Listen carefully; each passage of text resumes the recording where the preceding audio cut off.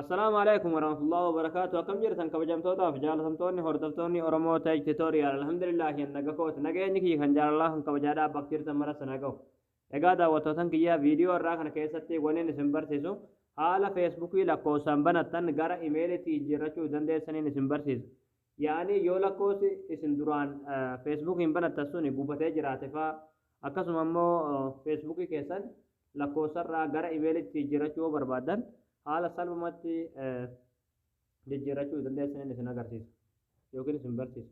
Gama barumsaatiin darbuun duratti warroonni YouTube chaanaala keenya faaroo taatan baga nagaan dhuftan jecha chaanaala keenya subscribe godhachuun dagatinaadha. Yeroo subscribe gootan barumsi asirratti dabarsinu guyyaan nama dura akka isin bira ga'uuf mallattoo notification sana kilik itti godhaadha. Achi booda all ka jettoon irra kaayyadhaadha. Barumsi keenya yoo isinitti tolee isin gammachiise viidiyoo keenya like gootanii nu jajjabeessuun dagatinaadha. Barumsaan garaadhaa isin darbee YouTube chaanaala keenya jala seenaadha. Viidiyoo baay'eetu jira irraa baradhaadha. waan isin dhibee gaafii isinitti ta'ee komentii jalatti nu barreessaadha. Egaa gamanuma hanga barumsaa isin dabarsaa hanga xumura viidiyoo keessatti obsaan faana turaan hordofaa isiniin jira.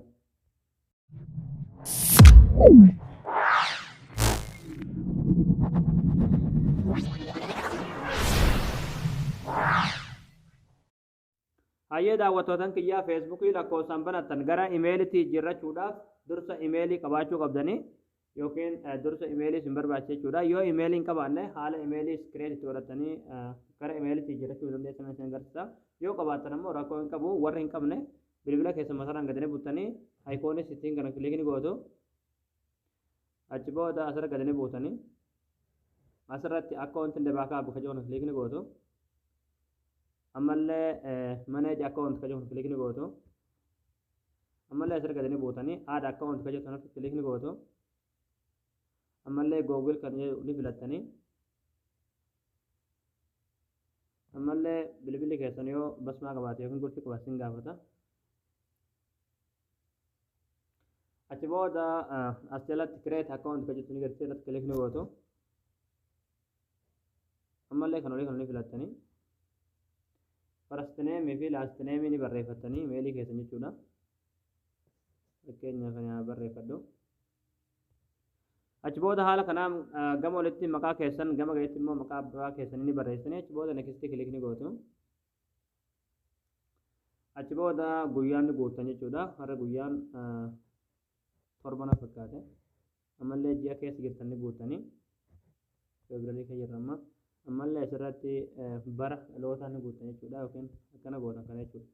1998 gootanii achi booda kana ni filattanii kan barbaadde filattanii jechuudha. Achi booda next click gootu.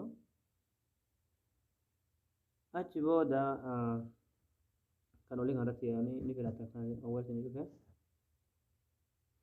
Achi booda paaspoortii itti guutan jechuudha. Paaspoortii imeelii keessan imeelii yaani paaspoortii haarawa. Paaspoortii isinitti tole tokko jechuudha. Paaspoortii cimaa tokko.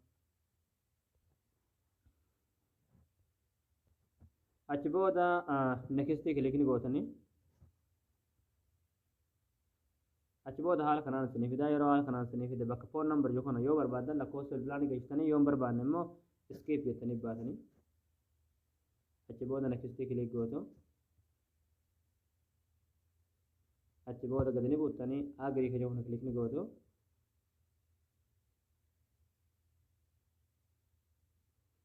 Achi booda amma kunoo nuuf banamee jira jechuudha. Yeroo haala kanaan isiniif baname imeelii haaraa uummattanii jirtan jechuudha. Amma isinii galee ammas keessa ni baatu. Facebook keessa ni galtanii Facebook keessa yeroo galtan sarara sadii irratti kilikni gootanii achi booda asirra gadi ni buutanii setting in the privacy kilikni gootu. Ammallee settings kan jedhu kilikni gootu. Ammallee personal and account information kan jedhu kilikni gootu. Ammallee contact info kan jedhu kilikni gootu. Ammallee haala kanaan isiniif fide jechuudha. Yeroo haala kanaan isiniif fide asolitti yoo lakkoofsa jijjiirrachuu barbaadan jechuudha. Add phone number jechuudha. As gaditti immoo add email address kan jedhu kilikni gootanii email irratti jijjiirrachuu waan barbaannuuf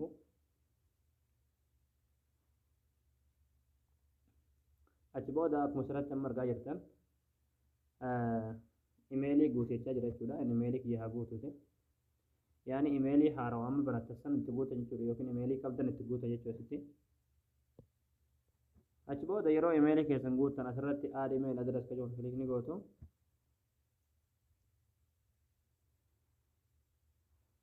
أشبودا حالا كنان أصولتي كنو كوفر مكجنو جرا كودي سنيفر إيميل رتي كوفر مي كليك نيجوتو أشبودا انتر كونفرم كود جechaa jira koodii dhattanii imeelii keessatti taphafatanii egaa daawwattoota kiyyaa gaafiin keessan isiniif deebi'ee jetan abdii qabaa barnoonni keenya kanarraa asirratti raawwataa viidiyoo keenya namni baay'een argee kan raafatan laayik sheer gootanii namoota baay'ee biraan ga'uun tolfatinaadha barumsa birootti nagolti deebinutti waan hordoftaniif koodii kun asirratti argatan jechuudha feesbuuk kajoon jira asirratti kilikni gootanii achi booda asirratti mirkanees kajoo kana jechuun feesbuukiin kiyya afaan oromoo waan jiruuf kana fide asirratti amma 651 yeroo sadii koodiin argee jira koodii kan achitti guutan jechuudha botonni ishee harka bitaa sanan dootanii achi booda asirratti deebisanii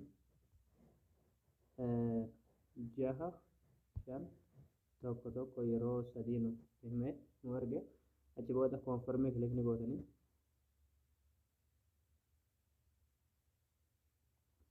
achi booda amma kinoo koonfirmii goone jirra jechuudha egaa amma akkuma asirratti amma argaa jirtan kinoo jijjiirannaa jira jechuudha asirratti imeeliin lama nuuf ta'ee jira yoo lakkoofsa feesbuukiin keessa lakkoofsaan banamee jiraate haala kanaan lakkoofsanii fida jechuudha amma wanti gochuu qabdan lakkoofsa yaani asirratti jechuudha bakka lakkoofsa imeelii naaf fidanaa imeelii qofaadha waan jiruufi isiniif lakkoofsa fida lakkoofsa keessa asirratti kilikni gootan remove irraa gochuudhaaf jechuudha isinii galee achi booda kinoo asirratti akkuma argaa jirtan kinoo remove godhechaa jira remove irraa gootan jechuudha lakkoofsa duraan isa jechuudha remove kajoo kana kilik gootaniiti remove irraa gootu jechuudha egaa daawwattootaan kiyyaa haala kanaan lakkoofsa feesbuukii lakkoofsaan banattan gama imeelitti jijjiirrachuu dandeessanii jechuudha isinii galee haala kanaan salphumatti lakkoofsi isin feesbuukiin banattanii jirtan sun yoo gubataa tahee yookiin ammoo gama lakkoofsa biratti jijjiirrachuu barbaadan haala kanaan imeelii irratti feesbuuk keessan banachuu dandeessan yookiin imeelii irratti jijjiirrachuu dandeessan jechuudha yookiin akka yaani yeroo hunda imeelii maan banatan jechuudha maaliif lakkoofsi waan gubatuuf jechuudha yeroo kan lakkoofsi namarra gubataa yeroo lakkoofsi hin gubate immoo feesbuukiin sun akka tasaayoo waan tokko tahe koodii sin gaafate lakkoofsa irratti waan argamuuf lakkoofsi ammoo gubatee waan jiruufu bakka fuutanii koodii sunitti guutanii qabdan jechuudha imeeliin garuu yeroo hunda hin gubatu jechuudha isinii galee yaani feesbuuk keessan yeroo hunda yoo imeeliidhaan fayyadamtan baay'ee tokko isiniif gaariidha jechuudha egaa daawwattootaan kiyyaa barnoonni keenya kanarraa asirratti raawwataa barumsa birootti naga walitti deebinutti viidiyoo keenya namni baay'een argee kan raafaa adamu laayik sheer gootanii namoota baay'ee biraan ga'uun duritinaadha waan hordoftaniif galatooma